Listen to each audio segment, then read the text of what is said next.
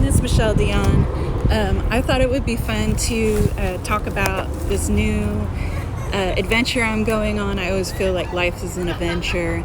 And lately I've been interested in understanding Wicca, witchcraft, all that kind of stuff.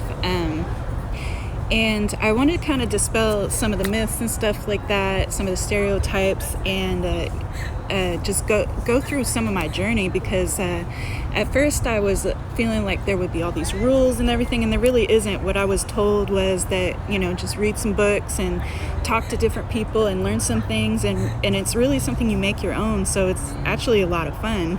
First off, number one, there isn't a specific wardrobe. As you could see, well, maybe I need to cover up a little bit, but I like to wear a lot of color. Some days I might want to wear black. I might want to look a little punk. I might want to look a little hip hop. It doesn't matter. That's not the point. The point is what you're comfortable with. And also, sometimes we may wear stones, or you may, want feathers or certain symbolic things. And there's these beautiful butterflies just flying around in this nature around me. That to me is more important than what the wardrobe is. Number two, there are no spells that are going to have you shooting out laser beams and lightning. You're not going to be like floating in air. But you may spiritually connect with yourself in a way that makes you feel like you're floating. You may have a moment where you actually come out of yourself. In a way, I'm still learning all the terms. And that's one of the reasons why I wanted to learn about this, is because it's closely affected me, just having all these dreams and visions and them coming true and stuff like that. Being a witch is really just being connected spiritually and understanding yourself and how you can connect with nature and all living beings. Number three, you don't need to buy anything. You really don't. Like, you can literally get a wand right here picking up a stick. You can literally find stones and seashells at the seashore and feathers from exotic birds from just about anywhere. Just go out and outside and find this stuff. And you really don't have to spend a lot of money. You shouldn't. I mean, think about it. It's an old art. It's an old religion. Excuse me. I would say both. But it's old. Like, people didn't even have money when they were practicing this a long time ago. Number four, you don't need a coven. You could just be yourself. And I would suggest reading certain books. I'm going to suggest certain books in a blog post that I'm posting with this. And just learn the introductory, steps to it. But you really don't have to, have all these people and everything. From what I ended up experiencing, and I'm in Oakland, so there's a whole lot of witches of all sorts of different kinds from different cultures, is that everybody's different in how they approach that level of spiritual content with themselves. So I wasn't told what I should do. I wasn't even really advised a book until I went to a bookstore, and one guy said, "Oh, this is what really welcomed me. It was this simple little book about, explaining to teenagers." Because I guess originally you're supposed to be a teenager when you're explaining this stuff, but I didn't have that kind of support when I was growing up. You can still meet people, though. It's great to get advice. You can probably find a lot of witches on Facebook groups. I found a group on Facebook for Reclaiming East Bay. And they have gatherings, and they've given me some advice. So it's really great to speak to anybody you can to at least get you guided and feeling comfortable. And then, at least you're getting friends who are in the same interest as you. Number five, you don't have to follow every ritual. Sometimes I've just started this, and I felt like I didn't really need to follow a specific ritual or everything that's in a book. You can write your own spells. You can customize everything for you based off what you need. Maybe you want more protection in your life. Maybe you want to guard yourself from bad energy. Maybe you want prosperity. You want a better job. You want better outcomes in life. Maybe you just want to find yourself. Customize your spiritual journey for you. Nobody else can do that for you. It's the mistake that I found. Like, at first I thought everybody was going to tell me the rules, and I was going to know everything, and there was going to be specific things I was going to need to get, and it's not that. It's what you make it. So witches went away, not entirely. It's never been entirely, but it's been one of those things that's been really stigmatized a long time ago, especially with colonization. And this is one of the other reasons why I got involved in it, because there were people that kept saying, decolonize your mind. And I'm like, how can I do that? And so I looked up in Merriam-Webster's defines pagan, which is what witches were called. Pagan was synonymous with heathen in some definitions, and it is as defined from the late Latin paganus, used at the end of the Roman Empire to name those who practiced a religion other than Christianity, Judaism, or Islam. In other words, anybody who practiced more than one god in their worship. Myth is defined as a traditional story that serves to unfold part of the worldview of a people, explain a practice, belief, or a natural phenomenon. And the second definition is unfounded or false notion.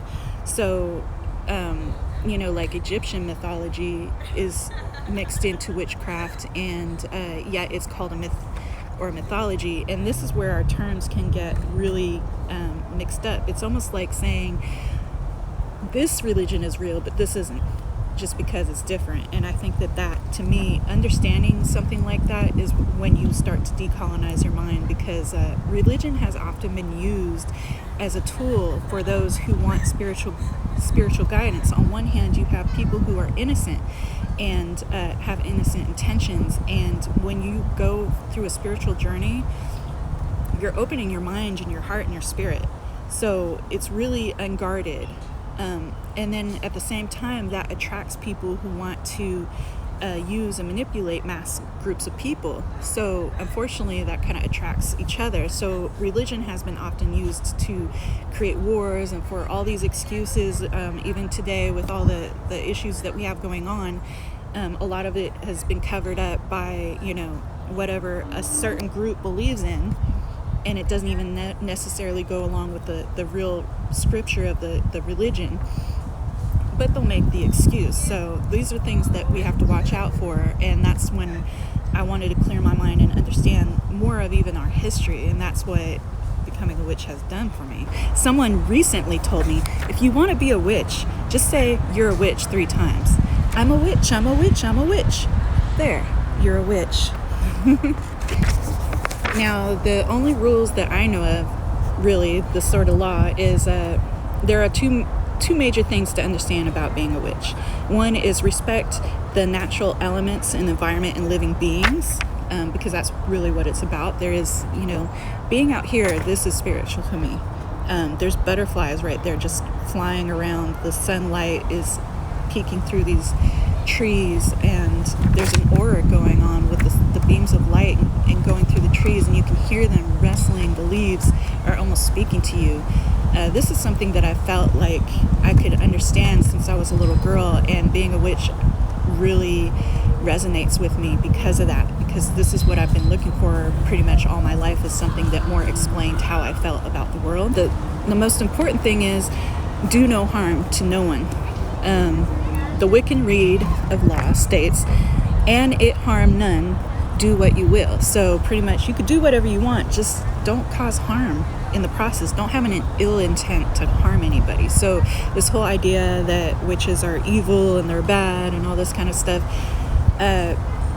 it's silly nonsense. Now, there may be some people that try and do that and believe in it, and there is a theory, there may be some people that will do that. They may try and practice witchcraft in a bad way, but there's also a saying that says that everything you do to someone will come back times 3.